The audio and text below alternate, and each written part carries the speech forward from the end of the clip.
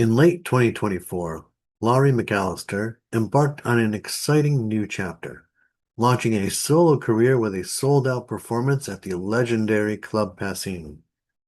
2 decades earlier, she co-founded the beloved Americana trio Red Molly, which released 7 acclaimed albums and toured both the US and internationally.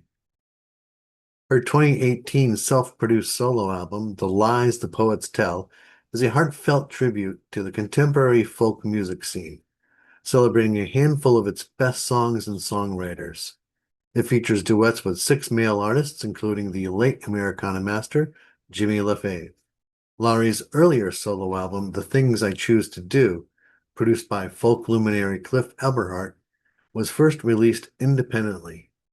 Hearing it, Barnes& and Noble re-released it as an exclusive on their label, saying, MacAllister wholly inhabits these songs as subtly as a chameleon, convincingly taking on the persona's skin, quite simply singing her heart out. Laurie is in the studio in 2026 recording her next solo album to be released in 2027. So hello, Laurie. Hello, how nice. Hi, Mark. I guess you don't have people wondering how to pronounce your name. Never. No, no. Both your first and last names are very pronounceable. I'm lucky. I'm very Yeah, fortunate. put that can be your bio. Yeah, I'm very fortunate because Very pronounceable. so thank you for taking some time to spend some time with me. I'm doing a deep dive on you recently and just really very amazed at, how you're, I guess, going back to 2004, was it that you started Red Molly, right? Yep. And now you're embarking on your solo career. Are you kind of re-establishing, or let me see, you've been doing solo stuff for a little while now, right? Not really. Well, so it depends on what you mean by a little while. I did start out solo, I like mean, you have most. a couple albums though, right? Yes, yes, and there are reasons for that that make perfect sense. I started out solo actually in 1998. I kind of quit my corporate career to be a singer-songwriter, and was solo at first. And I did make an album of original songs at that point, but that was just me really just diving in and not really knowing anything at all and just trying. Hmm. But when Red Molly formed 6 years later, then it was the band, like it that was all consuming, and that took up all my time. But we did take a hiatus. 2015 to 17 we were off the road because we were tired. And because we had gone pretty hard from '04 to 2015, so we took a break for 2 years. And it's during that 2 year period that I did make Uh, a solo album called The Lies the Poets Tell. And I made that with my friend David Glazer. And I made that up in Woodstock, New York, with an engineer named Mark Dan. So, yep, I've done, those solo endeavors. But as far as like post Red Molly and emerging as a solo artist after 16 years with the band, this is a new thing that I decided to do in 2024. So and by decided I mean I said it's time. The pandemic was what it was, mhm. and it took me a while. I loved being in Red Molly. I loved being in a band. I love three-part harmonies. There's so much about that that was perfect for me. Or else it wouldn't have been a thing.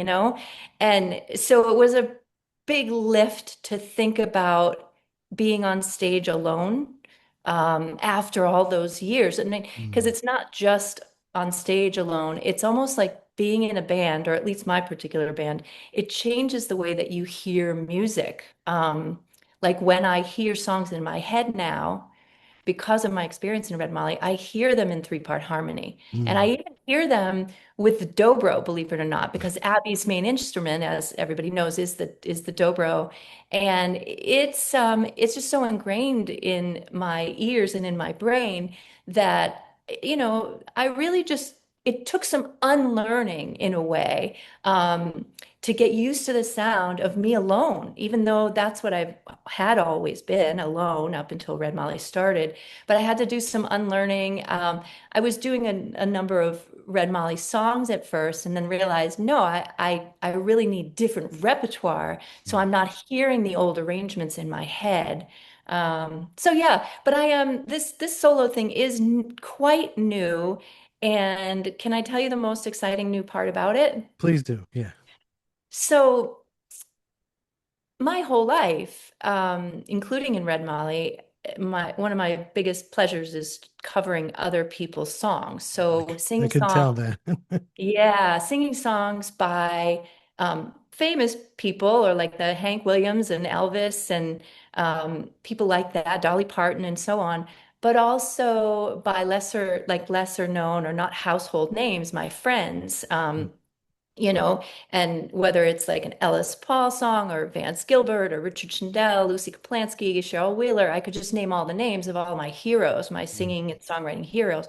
And so I was really into, like, I had no real need to write and sing my own songs um, because I felt like, and I can't explain really why, it's just that I was happy, very happy finding, killer songs, wonderful songs, and then just putting my spin on them. And so that was really my signature thing for so long. And I didn't necessarily expect it to change, but it's a long story, but one thing led to another, and I am now like very much actively writing uh, songs and co-writing songs. And Oh, good. so, whereas my previous album was all covers, my upcoming album that I'll release next year is essentially all originals. Oh, Um, good. and now I have all of this experience with, singing and learning over these decades, like what makes this song great to me. Hmm. And I'm using those lessons and putting them into my own songs. And it's been a fascinating process. I've had an incredible time over the last year, starting with just one original. I wrote an original song called Uncivil Wars about my childhood. And um, once I started working with Tracy Walton, that's the producer and studio owner up in Litchfield, Connecticut. He owns On Deck Sound Studio. Yep. Once I started working with him, he was encouraging me, like, what other songs do you have? And I'm like, well, I kind of have this one, but it's not finished. And one thing led to another, and it became very clear to me that I wanted to challenge myself to write a full album of original songs. So I've been in the thick of that, and I would say I'm 95% done with the Oh, writing wow. part of it. Yeah, yeah. So that's been really huge for me that not only was the move into solo stuff wasn't just performing live on stage alone, it's now writing, which is 10 times more exciting because it just is. I mean, to make something from your own brain and heart and then hear it come to fruition. That's the other part is like I'm writing Mm. these songs and I haven't really played them on stage yet. We're putting them together in the studio with guitar, drums, bass, and all kinds of other stuff. And so I'm getting to see them fully realized kind of before my eyes. When I was watching your performance at the Fallout shelter last year, I think you were mentioning how you were a little hesitant to for writing again, and your some of your friends were encouraging you. I think someone was over the house, and you said you had a few lines, and then you brought it to them, and they encouraged you to challenged you actually to like do the next line. Yes, 100%. Probably I was referring to Dan Byrne. Dan Byrne. Yep. Yeah, so that was around a year ago. He was visiting, and he's a friend. He's a good friend of ours from basically he's been teaching at the songwriting retreat. He's coming for his third time this year, but he was visiting, and I did. I've been very shy and self-conscious about the songwriting thing, but I kind of challenged myself or forced myself to like let him know that like I'm starting to work on songs. And he's like, he's a he is a sponge. And there are like 10 people I know, probably many more, who all they care about is songs. Like that's their thing. That's their songs and songwriting. David Wilcox is like this too. He'll drop anything and everything if songwriting is on the table. Or he says some great line and you tell him it's a great line, and 10 minutes later he comes back and he's got the beginning of draft one of a song. So Wow. anyway, but Dan was here at the house, and he said, "So play me something. Play me one of these snippets that you have." And I was like, "Oh God." Like I didn't want to, because he's one of my songwriting heroes. And anyway, I knew I should do it, and I did it. And and then I admitted to him, now I don't know where to go with this song because it was just a snippet. It was a section. And and I thought that it was the chorus. Um, but he's like, well, to me, that doesn't sound like a chorus. That sounds like a verse. Oh, And with that tiny little piece of information, um, everything changed, So I'm a person who can write a section of a song and be very happy with it, but then get stuck. Like, now what? And then it goes into a pile of like 100, literally 100 snippets of the beginnings of songs. And then Dan said, well, maybe that sounds like a verse. So with that, I was like, oh, if that's a verse, then this is where the chorus would go. oh, And boom. And then it fell together, and there was a lot of editing that had to take place and so on. But yes, I mean, we weren't co-writing per se, but he was Hmm. just encouraging me and saying, here's a different way to think about it. And that song came together, and that's the first one I recorded a year ago. And then everything has happened since then, and I have nine more songs, Wow, that's nine more excellent. that they're ready to go. And I'm singing them around the house, and I'm starting to, you know, there's a whole plan that has to be put in place around that, right? So like how do I release it, and Are you going what to does that test look him like? out at the Black Bear Americana Music Festival? Some of them I'll play them there. Yes, I will. Probably most likely the more up-tempo songs. Yeah. Outdoor festival stage is perfect for kind of the more rocking tunes. And one great thing about working with Tracy is that he does come, I would say, primarily from a rock music background. That's what Yep. he played growing up, and those are the bands that he was in. And he's in a folk band now, Yeah.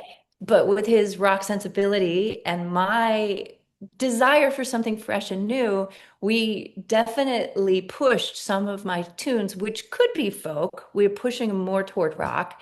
And so I'll be playing, yeah, certainly some of the brand new songs at Black Bear. Excellent. Yeah. So, and you mentioned the songwriters retreat. Are you more on the organization side, or do you participate as well? I do sort of all three in a way. And when I say that, I mean administrative. So, Ellis Paul he's officially the host and the founder, and it's sort of he's kind of leading it. But I do the logistical and administrative stuff. They refer to me as a mama bear or den mama, one or the other. So I handle that. But I've also done some teaching there. I teach a course called The Authentic Believable Singer, and I've taught that there. And this year, Seth Clear and I are going to do a performance intensive together. We're going to co-teach it. Um, but I also think of myself, maybe 10% of my brain when I'm there at the retreat is in student mode. So this is something that has cropped up for me in the last 2 years where I just want to learn as much as I possibly can about the things that I'm interested in, music, Hmm. songwriting, melody, guitar, and so on. So once Fred Molly started back in '04, we kind of hit the ground running, and we just were flat out touring and working and recording and all that.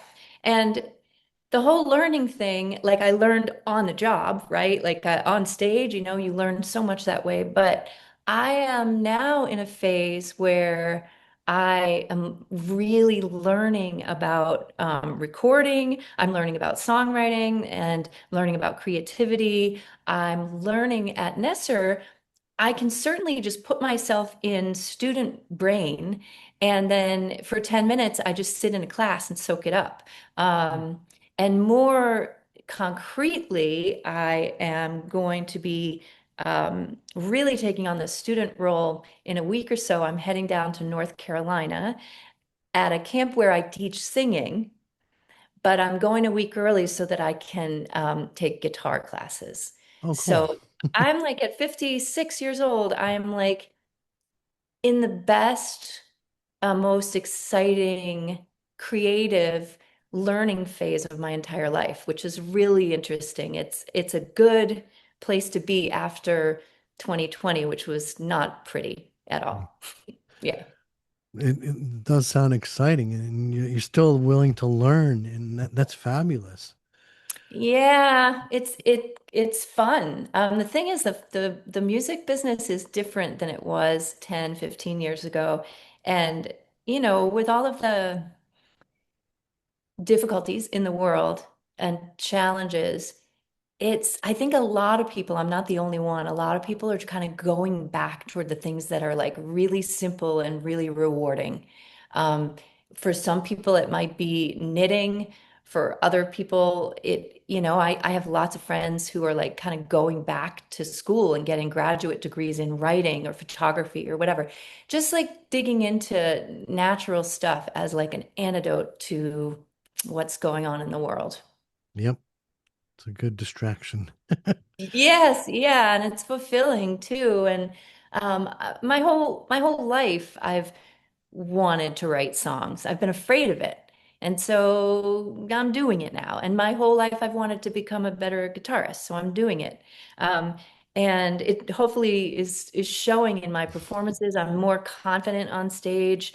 It's going to take me a while to get to that level of Red Molly confidence because Yeah. we built that up over almost 2 decades. And so I wasn't starting from scratch, but through, just sheer repetition of being on stage and also um, all of just all the lessons and learning, they really do kind of show up when you get up there. And all I need to do is remind myself of all the things that I teach my students. And it's really been a very special couple of years for me, and I can't wait to play at Black Bear. I've been wanting to be able to go for a long time, but it always conflicted with Mhm. something else, and now it's in mid-August. Yep. Um, so I'm doing the let's see, I'm doing the On Deck Sound Studio gazebo stage on Saturday. And then on Sunday, I'll be on the workshop stage with two other artists, Alex Radis and Charlie Diamond. Oh, cool. I, Yeah. I love Charlie Diamond. Yeah, I don't know him. I mean, I've heard of him through Tracy. Yep. I think Charlie has worked with Tracy for years, Yeah. and um, Tracy books around he does a number of things, but he books around on the workshop stage of multiple artists. And I look forward to meeting Charlie. And Alex is somebody I met through the Falcon Ridge Folk Festival. Oh, okay. And Yep. and you know Alex yet? No, I don't. Yeah, you'll probably, I mean, maybe you'll do an interview of him too. Terrific guy, fantastic singer-songwriter based in the Lehigh Valley of Pennsylvania. And he won the Emerging Artist Showcase at the Falcon Ridge Folk Fest along with Oh, Tina Ross and Louis Lou Lewis. And so Alex is somebody who he opened a couple shows for me, and now I have him join me as a special guest. And so we'll likely definitely be collaborating at Black Bear. I haven't asked him yet, but I want him to play it on my solo set, and then we do have that round on Sunday as well. oh, well, now I'm looking forward to something else at Black Bear. Yay! So have you gone a lot? Have you frequently gone to the festival? Yeah, probably 4 or 5 years now, I think. So if you It- were going to describe it to somebody who'd never been, I've only been once. Just last year, I went for one night because it conflicted with the retreat, but mm. this year it doesn't. Oh, But good. if you were going to describe it to somebody, what would you say? Very community oriented, Mm, nice. family oriented, and community oriented. I love it. Yeah, and that's what I love about it. It just you're amongst friends when you go. So, and it's it's just the right size. It's not too big. You- Yeah, no, it seems, I mean, I don't know.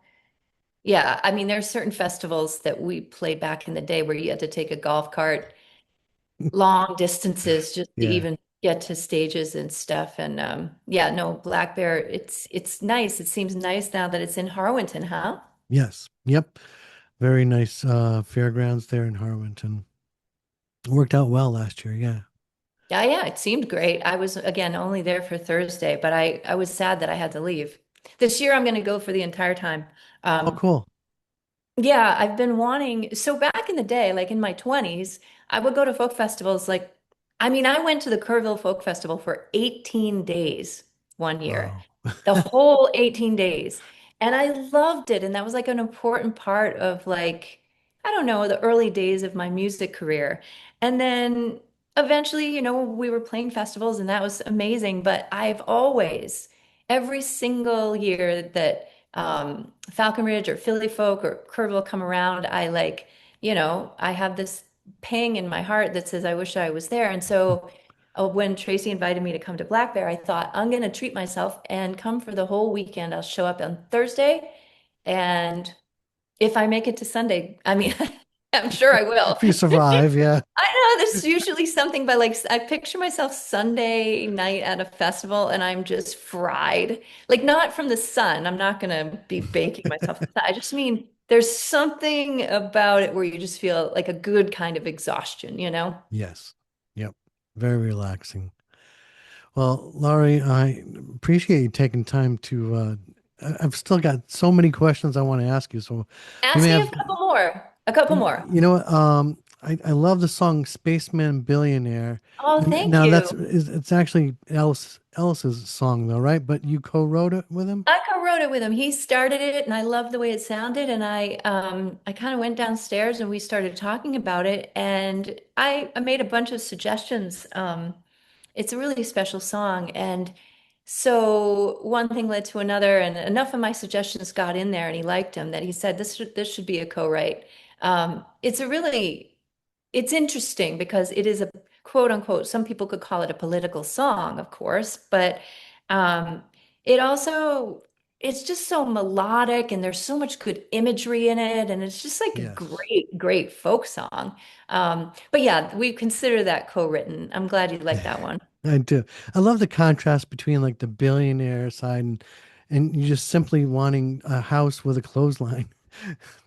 I mean, that's what it is, right? I mean, that's Yeah. just what the more I live in this world. And I remember thinking this when I was a kid, and I certainly thought it when I lived in New York City for 12 years, that there's something wrong with the fact that some people have so much. Like $1 billion is more money than any of us can really even conceive of.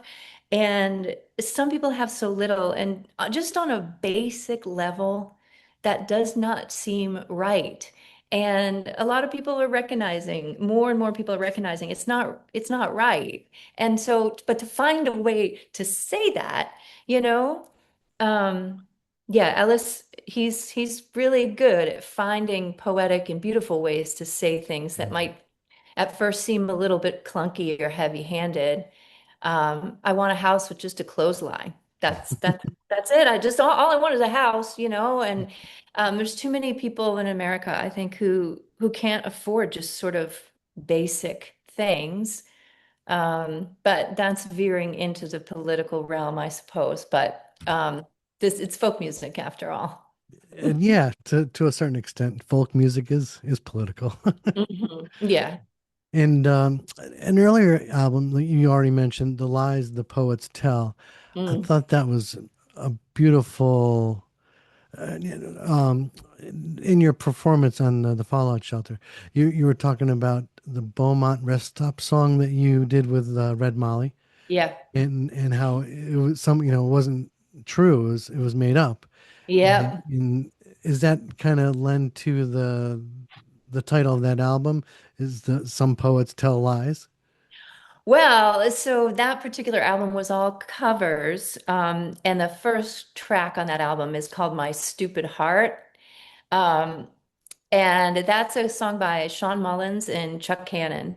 And I lifted that line right from their song. So Oh, the there's a, my stupid heart believes the lies the poets tell. Surprise, surprise. So it's like my heart believes the lies the poets tell. So yeah, that's where I got that particular line. oh, cool. And now, that I'm writing my own songs, I'm doing some like really direct and honest stuff about my own life, like truly about me. But I'm also experimenting with, on one particular song, just making up a fictional story completely from scratch, like someone who is absolutely not me. In fact, a criminal in a car about to go commit a crime. Oh, So wow. not me at all. But what happened was I had written I'd written a great chorus or one that I was really happy with, and then Tracy and I worked up the music, and I could not get the verses to work or sound like just be what I wanted them to be. And he suggested, like, what if it's not your story at all? Like, what would happen if you just made something up, just made it up? And so I went for it, and we'll see. I mean, it's sort of like fresh. It's very fresh. I mean, I just wrote it, but it's a song called Truth or Consequence. Ooh. And yeah, so I am definitely into like the real honest stuff that is revealing that a lot of folk singers do these days. But I'm also playing around with what if it's just uh, completely fictional, and you learn different things that way, and it might be fun for me too to, I don't know, embody something else on stage. So I'm pretty sure I'm going to try to play that one in a month at the festival. Oh, cool. Well, Yep. I'm looking forward to your whole album when you hit, and you definitely picked a perfect person to work with, Tracy Walton of On Deck Studios. We've, a good friend of ours at the New Music Alliance Radio Hour. Tracy does amazing things, and I think he's going to definitely help you out in ways that maybe you didn't realize that, you Oh can. yeah, he definitely already has. I mean, I did not expect a year ago that I would be uh that I would have a 10-song album pretty much recorded, and it's really due to him. Of course, like I've done my work or whatever, but his motivation, he's the best thing about Tracy as a producer. There's a lot of good things, but one of them is just he's got a coach mentality. So he's very motivating. He's not the type who's going to sort of like necessarily sit back and kind of like just let me do my thing according to my own timeline or whatever. Like he's got strong recommendations, and he believes in recording and how it kind of really bolsters a person's creativity and activity. And that's exactly what's happened. Is like I Hmm. did not set out to make a record and release one next year. And without his motivation, I wouldn't be doing it. So Wow. it's a really nice partnership, and he does so much for Connecticut music too, with Yes. the not just on deck, but the various things that he does. He's got the Chicken Stock Festival, and um, just a friend to Connecticut musicians and music lovers as well. Absolutely. Oh, well, Laurie, would you like to play a quick game? Yes, I would love to. All right. I've been This is waiting. I've been waiting the whole time. What's the game? It's called Lyrical Ponderings. Okay. So I'm going to give you a song title. Yep. The song title is in the form of a question. Okay. You can either tell me who sang the song or answer the question. Okay. Pick a number between 1 and 202. 1 and 202, Yep. 156. All right, here we go. Oh. Who wants to live forever?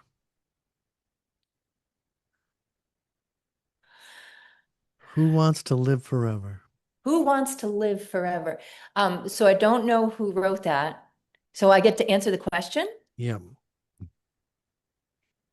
A person, oh my God, a person who is creating something, a person who is fulfilling their creative purpose on earth wants to live forever.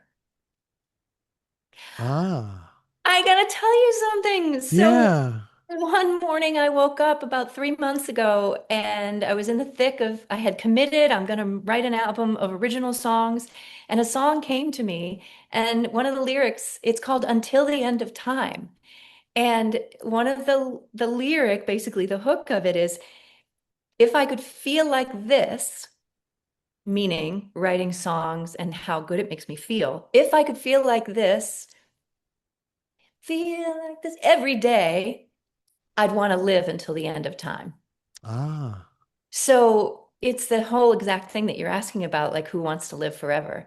Like I don't typically most days want to live forever because life is mixed bag, you know? Yep. But that morning I woke up, it was 6 in the morning, the sky was pink, I saw the moon, I wrote this song, a first draft of it anyway, and I felt like if I could feel like this, I would want to live forever. Wow. That's a Yeah. great thought. Yeah, yeah, you'll hear that song on my record. I'll be sending it to you. I don't, it might be a Wow. year from now, but I'll send it your way. Oh, I can't wait. We'll have to do a follow-up interview. Yes. Well, that was the song that I gave you was by Queen in 1986. Who wants to live forever? Is that the title? Yeah. Wow. I should know more. I should know more Queen. I'll never forget driving around Rhode Island in the back of a pickup truck screaming, "We are the champions." Oh man, yeah. Oh, it's good times. Good times indeed. And we'll have good times at Black Bear Americana Music Festival coming up August 14th through the 16th. And you'll be performing there on the Saturday, you said? And I'm there Saturday at 3:45 and Sunday on the workshop stage with Alex Radis and Charlie Diamond. wow. Laurie MacAllister, thank you so much for spending some time with me. Can't wait for your new album to come out and can't wait to see you at the Black Bear. See you at Black Bear. Yay. Thanks, Mark. All right, thank you.